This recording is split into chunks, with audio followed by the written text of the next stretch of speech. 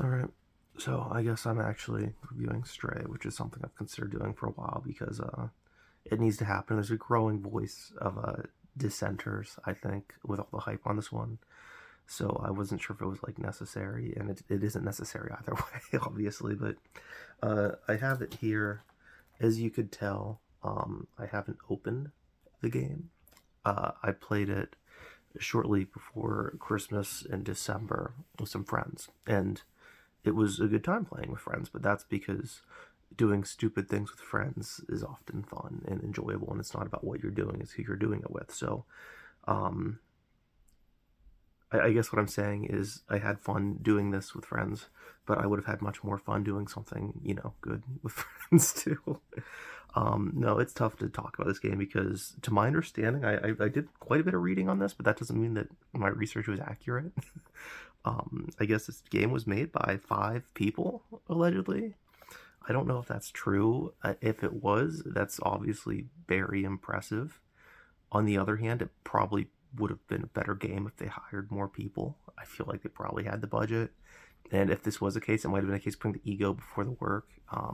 But still, I mean, if 5 people made this whole game and it's as big as it is, I understand that is very impressive. So that does soften my thoughts on it a lot. That actually made me not want to review it for quite a while because I didn't want to like diss people that really like oh, what's it called? They did the crunch for like the entire game's development time or something. But at the end of the day, it is a piece of art. It's a piece of entertainment. It's being sold for money. Um, so I have every right to share my thoughts on it, which are fairly harsh, but not totally unfair in my opinion. The first thing is that when I saw this trailer, this was my most hyped game of the year. I was very excited for it. The trailer to me looked like a mix between um, Spyro the Dragon, because Spyro's movements were modeled after cats. When you think about it, it makes sense, but I didn't know that until I had heard that myself. So I thought it was like that kind of mechanic, and maybe a little bit of that platforming. Obviously, no flying, but those that kind of jump and movement, and then mixed with a little bit of Ratchet and Clank in terms of having your robot buddy, your Clank, and you get upgrades and new things you can do with him.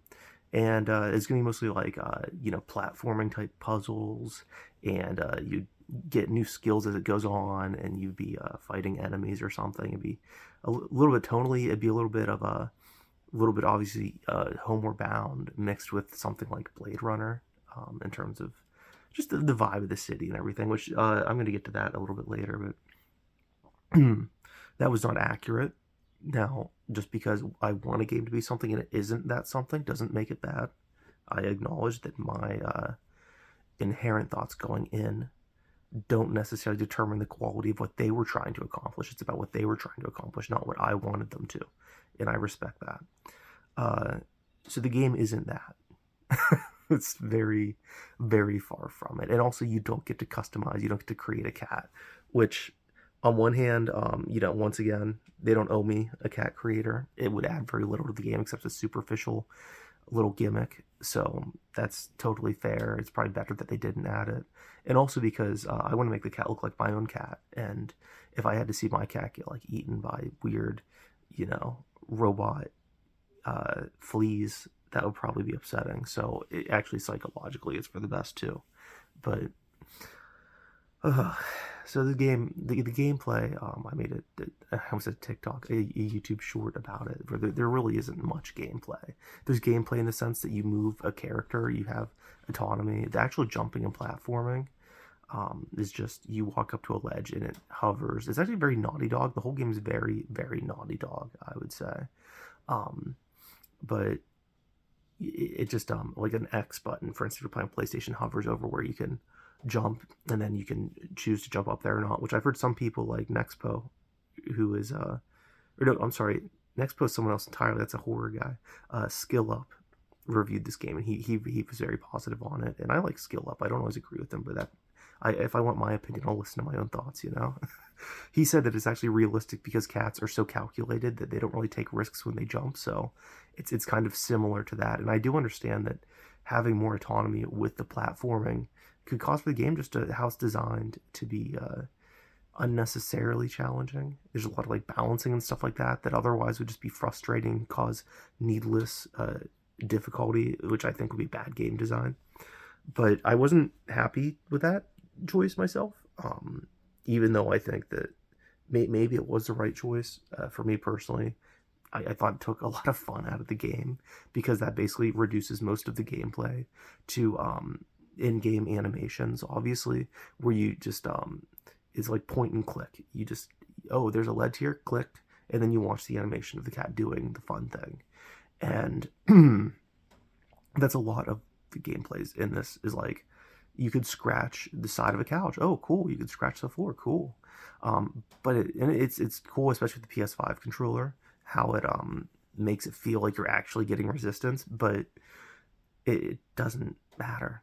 It's completely shallow. It adds nothing to the gameplay experience. And I should clarify this because this is a point of contention with most critics. If you're a cat guy or not, I consider myself. I identify as a dog man that owns a cat. So obviously, I like cats a lot. Um, they're not my ideal pet. Um, for many reasons, but I really like them. I like pretty much all animals except for snakes scare me. But other than that, I like pretty much all animals. Um, so I'm definitely like the target audience for something like this that would really like a game where you play as a cat. I think that, quite frankly, it seems like most of the praise for the game comes from two camps, either the cat crowd or the like indie gamer crowd, which is probably, I guess, my arch nemesis anymore in life. I really hate that crowd. It's like the Tumblr audience grew up and got Steam accounts. The idea of, and this is what I've heard this game defended as a lot on Reddit, is it's so silly and embarrassing. They call it a visual novel, which to credit a friend of mine, his YouTube channel has a fucking name, but I don't remember what it's called now. Oh, Please Rewind. Please Rewind said, oh, a visual novel? You mean like a graphic novel? Yeah, that already exists. And it's very true. It is it's just a pretentious word. This is aping graphic novel to make a video game seem like art. And can video games be art? Yes, I think so. I think that, like, for instance, you can't see it well here, but like the art design in this, like the streets and all that, I get it. It's creative. Skyboxes even are creative. That's art. I think that there's examples of games which are good art. I think Silent Hill is the one I always go to. Silent Hill 2 is good art. I think it's very interesting, especially with I apologize, my allergies are killing me today. Um, yeah, I just think that the way it's designed, especially the environments and the music, is very artistic and cool. Um, so I think games can be art. I just think that most games are bad art, and I think that Stray is bad art. Is basically what I'm getting at without beating around the bush any further. It's been almost 8 minutes. Uh, so in terms of it's a visual novel. Okay, so let's approach it like a novel. It's a very shallow novel. Most of the characters are one-dimensional. The environment, like I said earlier, it kind of gave me Blade Runner vibes. It is very much that way. That whole Neo Tokyo, Big Hero 6 and Blade Runner and Cyberpunk. It's all the same, like Eastern neon kind of dystopic slash slightly utopic future. It's boring as hell. It's unimaginative. Please give us something new. The robots in the game, speaking of cats and gameplay, most of the game is approaching a robot and then your robot companion, who is very cute. I really like the character designs of the cat, which actually doesn't look that good. I don't know how well you could see it on here, but he looks pretty decent. But in game, like, he's actually like kind of underwhelming. The cat doesn't look that good as a creation. I've seen much better animals in games. Um, but the robot's really cute too. It's very much Wall-E, actually, is a great comparison. And I think the robot's very endearing and actually probably the coolest character in the game, just in terms of adorableness, which in this game, that is going for that. It's contrast between the grit of the world you're in with the cuteness of the characters. I apologize, I have to hydrate my vocal cords. So anyhow, um, yeah, most of the gameplay is you going up to a robot, and then the robot talks to you, and your robot companion translates it, which is just a text box. And they give you fetch quests and other things, which is basically walking around these open world type environments, which are very boring, which are slightly confusing, which I'm very bad at this. Like, I am not the guy for this kind of game, in the sense that, like, Zelda, for instance, I've never beaten a Zelda game because I didn't play them since I was 12, to be fair, but the open worlds confuse me. I don't like that kind of thing. My least favorite thing in games ever is when, oh, I'm in this open environment, where do I go? Where do I go? I don't know where to go. That's not fun to me. That's not compelling. I was pretty drunk the entire time that I played this game, to be fair. So that definitely could be a factor. I will give this game a lot of leeway with those kind of situations. Just like I said, it was very fun with friends. I was also drunk, and that could have impaired my gaming abilities. Uh, but I also mostly play games drunk, so I also feel like that's fair to hold it to that standard that I would hold other games I play. Anyhow, so yeah, the robots that you talk to. Oh yeah, first of all, cats don't do that. If you want like a realistic cat game where you play as a cat, cats don't go around fucking talking to people all the time. That's not what anybody wants in a cat game. I think that is incredibly bad direction. I can't believe that they would implement this. I'm not saying like it's like, oh, I don't personally care. Like, I think it's a fucking horrible creative decision. Like, mind-blowingly poor creative choice. I don't like the robots at all. I don't like that. It's just this stupid, typical shit where they'll have the straw hats. They'll be meditating. It's just very, very typical cyberpunk shit. Like, as soon as you see, like, oh yeah, of course, yeah, this is what they would do. And and the characters aren't interesting to me. They're just kind of typical like tropes. You know, you got the scientist guy who has wires that make up his hair, and the wires are blue, and it kind of looks like he's kind of like a Doc Brown, but more so a Rick Sanchez type, without like the humor and the eccentricities. But it is like that kind of character design they're clearly going for.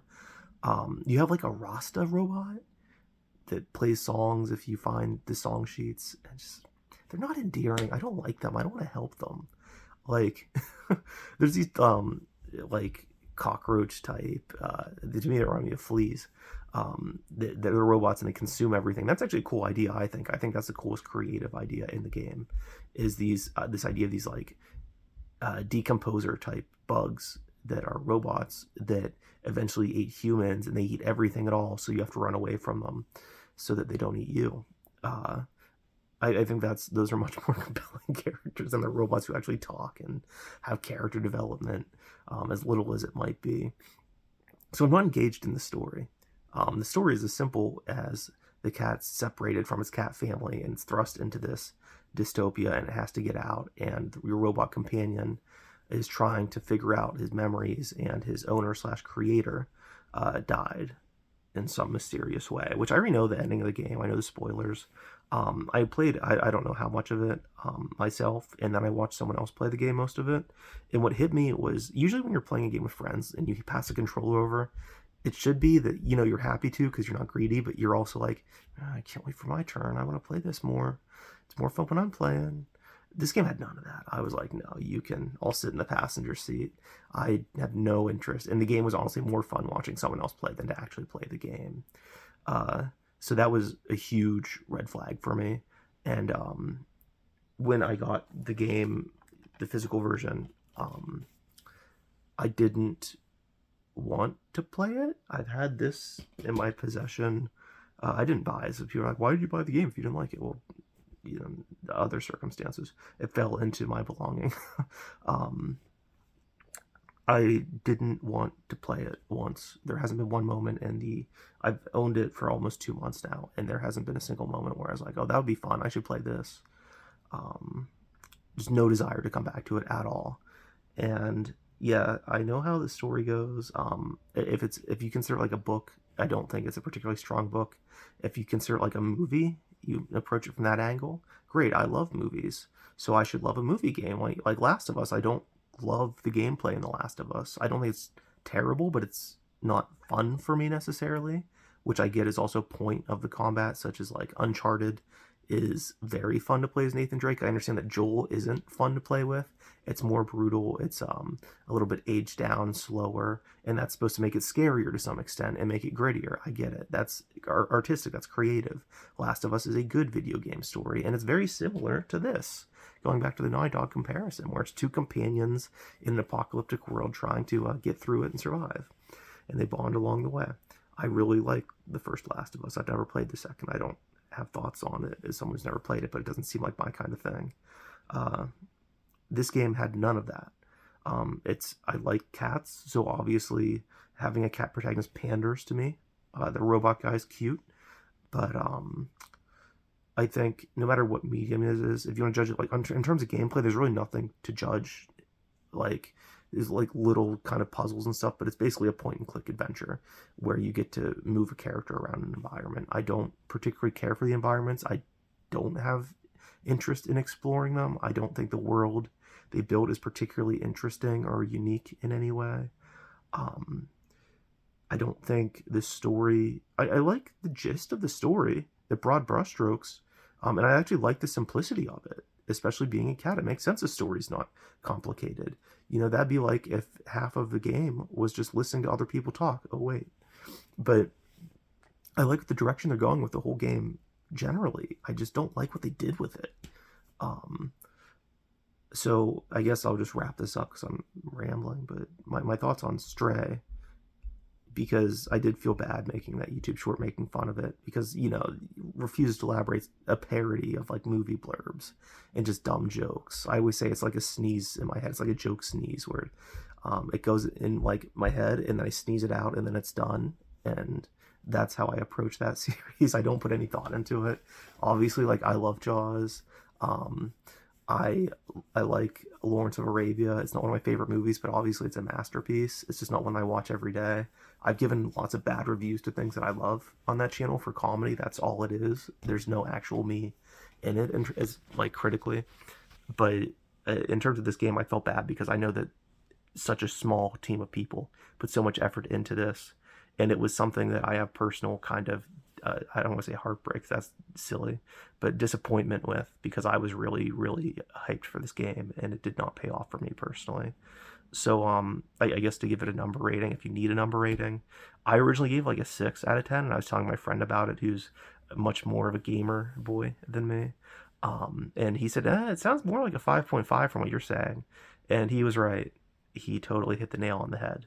So I got to give it 5.5. Thanks to I don't like doxing people, saying their names or whatever. But thanks to my friend who knows who he is, I had to lower this 0.5. So for me, 5 is like the most vanilla. It tastes like yeah, what's it called in church when you have the I haven't been to church in so long. Well, Lutheran church, to be fair. I went to Catholic church though because I live right next to one, and they have the oh geez, the wafers they give you, the body of Christ. What the heck is that called?